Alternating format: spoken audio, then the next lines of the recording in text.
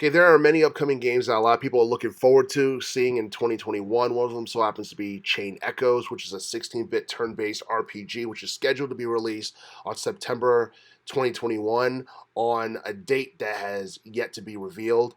And based on what we know, this game will be published by Deck 13, the same video game company that worked on titles such as the critically acclaimed Crosscode game from 2018, along with the Surge series from 2017 onwards. One of the coolest things about Chain Echoes or the graphics, especially considering how it looks similar to something you would see on the 16-bit SNES back in the early 90s. It's been said that the soundtrack for Chain Echoes has been inspired by music scores from popular RPGs that appeared on the 32-bit PS1 back in the mid to late 90s. Chain Echoes will also be a fantasy-based RPGs with turn-based battles against enemies that take place in real time. So it means you don't stop and then you get a cutscene where you battle an enemy. You just fight the enemy once you come across them, and that's something that's pretty cool. And along with that, players will be able to customize their own airship in addition to looting and crafting discovered items as they progress throughout the game. And based on what we know, the game is supposed to appear on the PlayStation 4, Nintendo Switch, and Microsoft Windows.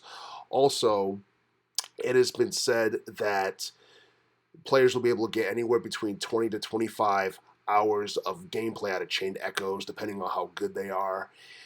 And as far as this game being a huge attraction in 2021, I definitely feel like Chain Echoes will definitely appeal to retro gamers who grew up back in the early 90s, because this is one of those games that that basically seems very unique and is very different from anything you would see nowadays, because nowadays you see nothing but action RPGs, because action RPGs are more popular than turn-based RPGs, mainly because action RPGs are considered to be more realistic in general. But it's pretty cool to see a turn-based JRPG, especially one that is considered to be an indie game, because if it's popular enough we could possibly get an entire series out of it.